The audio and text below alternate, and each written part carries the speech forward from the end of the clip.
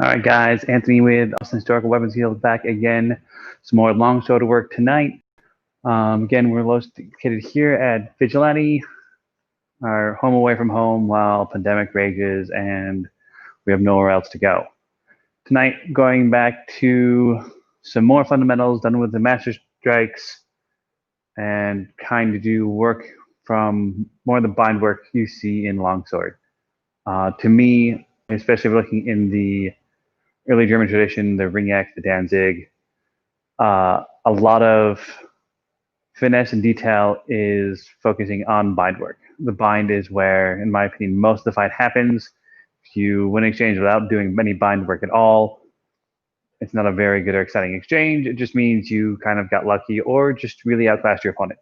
So bind work, learning to feel the bind, learning to work from the bind is, to me, a hallmark of a good fencer, a skillful fencer. And this is tonight's me kind of working on that, some ideas of that. So don't think we've talked about this much before, at least here, but pretty common ideas. Doing a little bit of breakdown of the sword. Obviously, we've got two edges, a point, pommel, handle, crossguard, quillins, whatever. Important for bind work is the idea of the strong and the weak.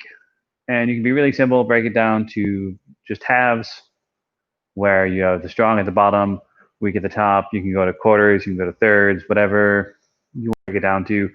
But the simplest explanation is the closer to your body, to your hands you are with their sword, the more control and leverage you have on their weapon. The closer to the tip of your blade you have on theirs, the less control you have, the more control they have. So if we're weak to weak here, not a lot of control to be offered. Let me get some light on the sword.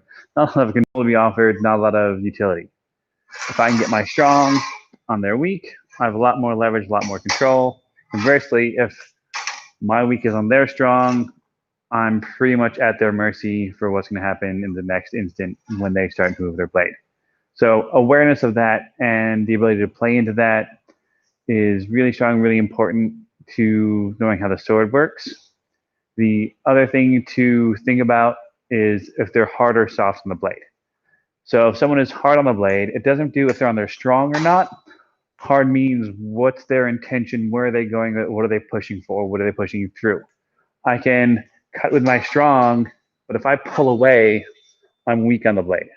So being strong on the blade means you're here, I'm pressing in. I can have my weak be on the blade and be strong on it, and I can be pushing, I can be driving through. And if their sword isn't held with structure, they aren't resisting, you can still drive this through. This idea, this leverage of the strong and the weak come into play, assuming both people are fighting. If I'm being weak and just letting the other person cut around my sword, it doesn't matter if they're on my weak, it doesn't matter if they're on my strong, they're going to win no matter what, because I'm not putting any effort, I'm not putting any force into how this breaks out. So it's really important to differentiate which of these two forces we're talking about, whether we're talking about the strong in the blade or if they're strong in the bind, right? So I prefer to try to stick with hard in the bind and soft in the bind, and leaving strong and weak to reference to the length, the distance down the sword it is. But not every instructor is going to do that. Not every manuscript is going to be consistent with that. So just be very aware of when you're talking about bind work, when you're talking about these techniques, that you're at least cognizant that there is this difference, right? I can be strong in the bind, but weak or soft with my pressure, which means as soon as they push across, I'm still going to disengage and cut around. Conversely, I can be weak in the bind, but driving hard with pressure, which means they're going to win, but I'm going to make them commit and make them really move to displace my blade to get that leverage addition, so I can then offset and move around as they come through with it. Two of the main techniques in the Ringak Danzig tradition comes from the bind. Kind of comes from the opening plays. It comes after the Zorn Ort theories. It's right in the middle of those things. And they kind of talk about, in my estimation, of what happens when you have a bind. Whether you've done a Zorn Ort and missed, displaced, you tried for the Zorn, don't connect. Regardless of how you got there, these concepts, they're very universal, very applicable to all venues and ways the bind happens, right? So we get this concept, this idea early on in the manuscripts of how we should be learning to fight, how we should be moving the swords. And to me, like everything we get in the fact books, these are ideas and ways to apply concept and leverage. Because again, swordplay is all applied physics. Very quickly, very sharp tools, you're doing it, but it's physics. It all comes down to how do these levers interact based on what the people behind them are doing. So with that in mind, we're going to start looking into Mutier and Duplier. And again, these are kind of the bread and butter, simple, basic options to start setting up bind work. First, I'm going to go into the Mutier, which is mutating. And this is, if we're in, again, we're in this neutral bind, I'm going to assume for this drill that my opponent is putting light pressure into my weapon, right? So I have a bind, we're middle to middle, we're weak to weak, right? We're in a position where I can maybe cover, maybe getting hit, something like this, but I'm not able to attack cleanly and move cleanly. And they're in that same position, right? No one has a clear line to a threat. You wouldn't do that. These are used when you're in that bind, when there are no immediate options open. This is how you start looking for secondary targets. So I've made my cut. I'm in my bind. If my opponent is weak, I will simply raise my handle, get the point low, and try to thrust into the lower opening. So again, we're here, they're weak, I'm high and low and trapping. I like to demonstrate and get people to really pick this drill up and treat it as if the other person is cutting around, right? So if I'm in a bind, I'm in a cut, and I pull away, I'm going to step and strike again. That is the superlative of being weak in the bind, right? Not only am I no longer in the bind, I've left it, I'm trying to cut around to the other side.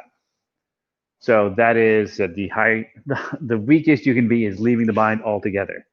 So if I'm playing with that idea, shift my frame a little bit. So I'm here, I've got a solid bind connection. Pulling away, this is the cue for the Mutier, right? Someone has left the bind, is leaving the bind, pulling away, or honestly is just kind of sitting here, right? So if they're sitting here, they're kind of floppy in the bind, you can deflect their sword and move their sword and push through it. That's the time to do a Mutier. So Mutier, again, quite simply, all we're really thinking about doing, picking up and dropping the point. So notice I'm not pulling this back to thrust low. I'm simply here, pick up, and lower the point. So it's just in through. So let me see if I can shift my happy pal a little bit, make this work a little bit cleaner. So I've made my nice cut to the bind, and I can feel they're moving, they've left away. As soon as I feel this pressure lighten, I'm picking up, wrapping through. So you can see from this, I'm getting to the other side of the sword and almost trapping it underneath. There's other important facets to this that fortunately don't show up very well against a static pal.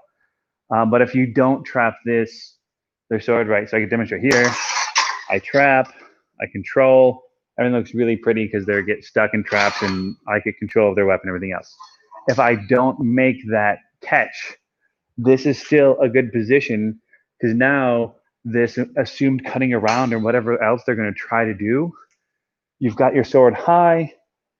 Ideally, you stab them in a lower opening somewhere, again, below that center of the body, the girdle, and control. So this is something to keep you safe. You can start moving around your weapon as you make that attack. So even if this doesn't catch, it doesn't trap their weapon, it still works to keep yourself safe, keep yourself covered, and gives them something to worry about and get away from instead of just swinging at you.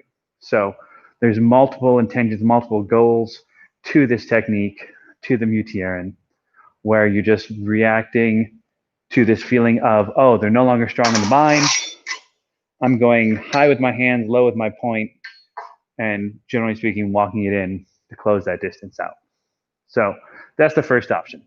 Second option we're going to talk about is the opposite case where they're strong in the bind, right? Where they're cutting in, they're really getting a lot of pressure, whether it's towards you, whether it's slightly off to your side, right? Footwork and situational awareness is going to dictate where they're going, how that's going. But regardless of where their sword's aimed at, this technique, the dupliering or the doubling, is going to kind of resolve regardless of what happens. So the dupliering is probably even simpler than the multiering, right? So from our grip, it says very explicitly, grab your pommel, push it under your opposite forearm, and let your long edge drive in the opponent's neck, right? So I'm here, I slide my grip down, and I turn out. And once you're really comfortable with this motion, it can be as quick and smooth as this. You don't really even need to start grabbing the pommel. By the end of this, you start knowing how to lever and move and rotate your body as you go through. But as far as a learning mechanic, as a learning tool, getting the hand on the pommel and just pushing this across is a very effective, very easy way of letting this happen. If you notice, I'm kind of keeping my dominant arm straight as I rotate. So I'm coming in for the cut, pommel, and I twist. My right hand doesn't move much at all as I'm making that motion. I'm not kind of setting this over here. I'm not moving it over there. It's static. The sword moves almost around that hand. So that's important because that's what's going to keep you safe and protected from your opponent's weapon. So if I'm in this bind here and they're strong, they're resisting, I really can't displace this. As I twist and turn, my crossguard comes out, catches their blade, long edge drives into the opponent. So again, my bind, I press out, I move through. And this is a very quick, very sharp, clean action, right? There's not a lot of motion involved, there's not a lot of action or driving, chasing involved. All I'm doing is turning my wrists. So interesting thing I find for this is that if you notice here, I'm on the wrong side of the target, of my paddle, right? But if I'm doing this correctly, this twist brings this up and around without me doing any work. I'm not pulling this up and turning. All I'm doing is feeling this pressure, twisting through, and it comes around to the other side. And this is one of the things that makes the dupliering so effective and almost sneaky in a way, because there isn't this big pulling back and acting through that we kind of intuitively want to associate with sword fighting, right? It's not this big come through, chopping around. It's just really small, controlled pressing. And the really fun thing about this is the harder your opponent is pressing against your sword as you do this, the more this is going to cut into them as it comes around. So we're using their leverage, their force against them as this comes through. So that's kind of it for tonight. Just really honing in on this idea of feeling the bind, controlling the bind. That's why any kind of pel like this, whether it's a sword sticking out or it's a metal rod sticking out, something like this is super useful, super effective for being able to start playing with your bind work, feeling how things want to move, how I want to drive things around, and just getting used to reacting when there's something in your way, right? Shadow boxing, katas, figure cuts, whatever you want to think of it as, are really important for getting your flow, getting your ability to move and fight and do things smoothly and intuitively. But if you don't give yourself something like this to work against, to feel, okay, so there are cuts here, I'm going to try stepping over like this. How does that feel? I'm going to try doing this. How does that feel? Right? There's lots of options that a pel with a threat on it will start helping you recognize and see as, okay, I need to throw this cut here because I can close off this attack. Whereas if I do it like this, a little bit lower, this is really open. And this gives you a very stark, very obvious reminder, visual cue of what that feels like and what that looks like. So one last thing I kind of want to demonstrate to kind of emphasize that these concepts should be applied universally is kind of one of my favorite reactions from a Zwerkow, right? So I'll drag this a little bit. So I'm fighting my opponent here, and I've done a Zwerkow, and they have cut at my sword to stop it from striking them, right? I haven't hit their head from this position. I can tell, because I'm pushing hard in the bind and they're pushing hard against me, that this is a great time for dupliering. So all I need to do, grab the pommel, bring that under my forearm, and I've come around to the other side, blocked out their blade, same exact setup we had before, right? From here, we did this. I can do that same exact motion from a new position and get a very similar, equally useful result. So really thinking about these terms, these ideas, these drills, these techniques as concepts. This is not the only time, only way you can do a dupliering, right? I can do a dupliering from here. I can do one from the other side. Probably do one from underneath.